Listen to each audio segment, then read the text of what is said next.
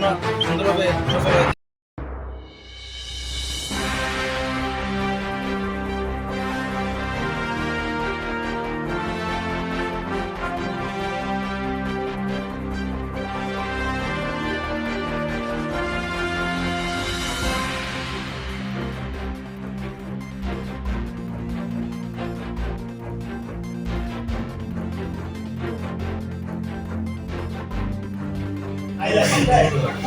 এখন আমরা এখানে হাইলাকান্দি অ্যাডভোকেট বার অ্যাসোসিয়েশনের আজকে বার অ্যাসোসিয়েশনের নির্বাচন অনুষ্ঠিত হয়েছে।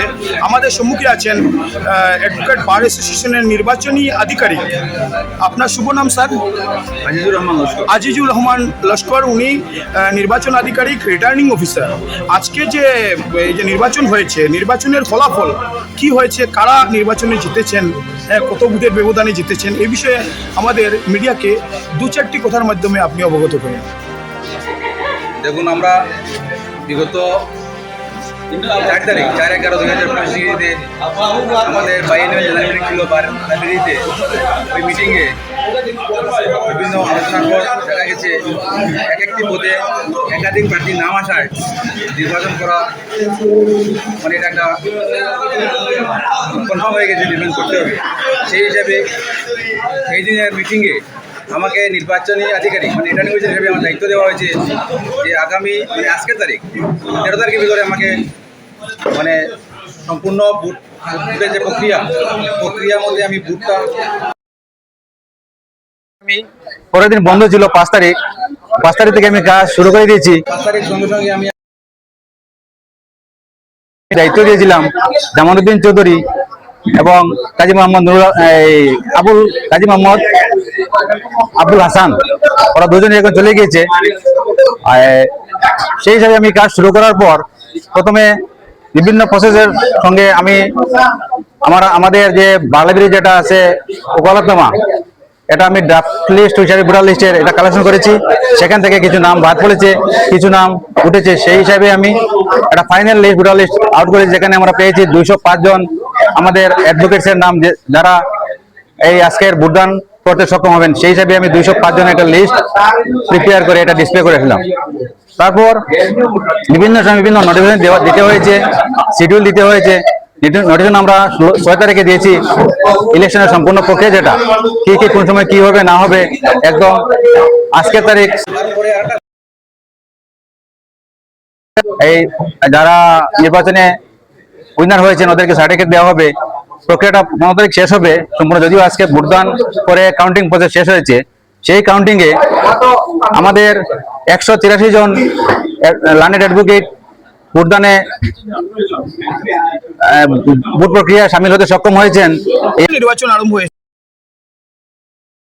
হয়েছিল, কিছু সময় বিলম্ব হয়েছে 2-1 জন ক্যান্ডিডেট বা ইলেকশন এজেন্ট না আসার কারণে। সেই সময়টা সময় ছিল 9টা থেকে 3টা, যেটা প্রায় আধা ঘন্টা সময় অতিবাহিত হয়ে গিয়েছিল শুরু করতে। সেটা পরবর্তীতে আমি দিয়ে দিয়েছি। 15 মিনিট আমাদের লাঞ্চের মানে একটু টি ব্রেক দিয়েছিলাম, সেটাও দিয়ে দিয়েছি। প্রায় 4টা পর্যন্ত ভোটদান সম্পন্ন হয়েছে। তারপর 1 ঘন্টা আমরা রেস্ট নিয়েছিলাম। এই 1 ঘন্টা যে আমাদের যেটা ব্যালেট অ্যাকাউন্টস বা এই সেই হিসাবগুলো আমরা সম্পন্ন করে 5টা থেকে কাউন্টিং শুরু করে দিয়েছিলাম।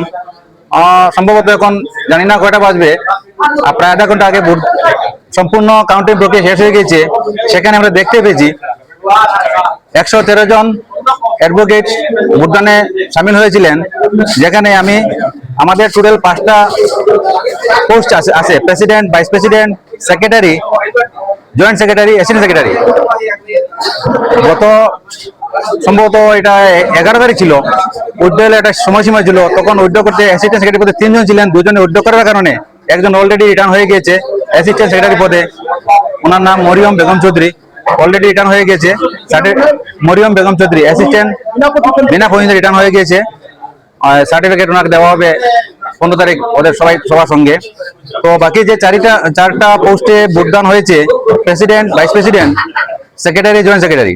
তো আমরা দেখতে পেয়েছি যেটা আমরা কাউন্টিং করে যেটা পেলাম, কাউন্টিং শিট যেটা, এই রেজাল্ট শিটে আমরা পেলাম 183টা ভোট আমার এই প্রত্যেকটা পদে হয়েছে 183টা ভোট।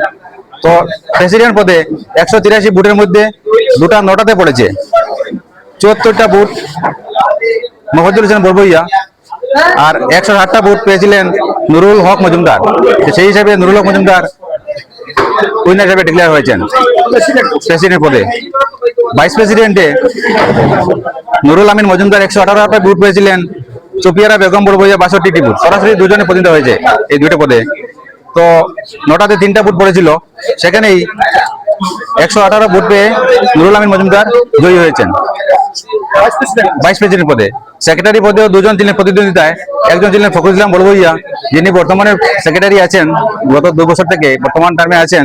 উনি প্রতিদ্বন্দ্বিতা করেছেন, ওনার বিপক্ষে জয়নুল ইসলাম চৌধুরী প্রতিদ্বন্দ্বিতা করেছিলেন।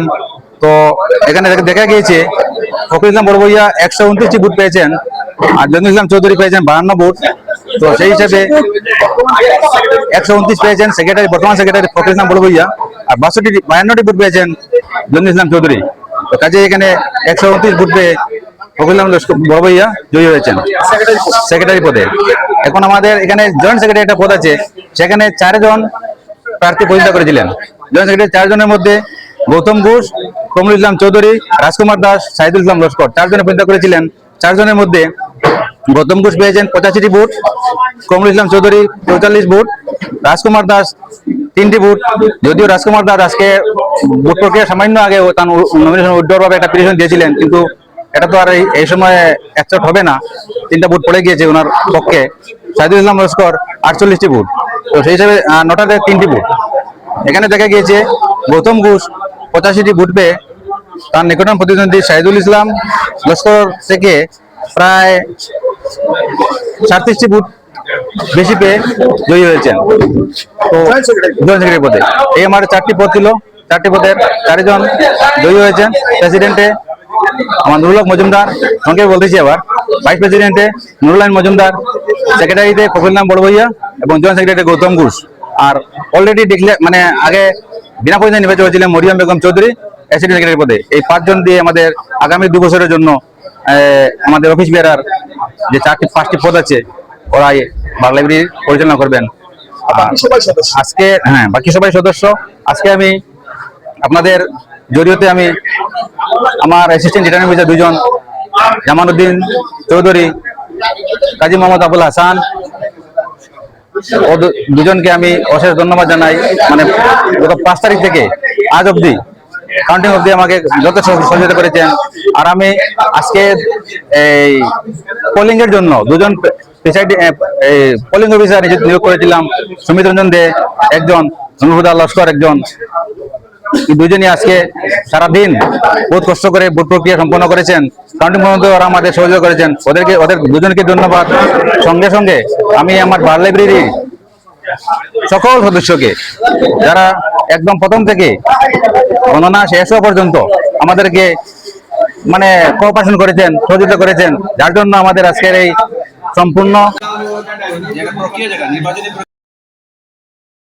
প্রক্রিয়া সম্পূর্ণ সুন্দরভাবে সফল হয়েছে। তাই ওরা সবাই আমার পক্ষ থেকে ধন্যবাদের যোগ্য।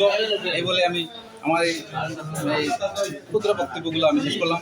ধন্যবাদ।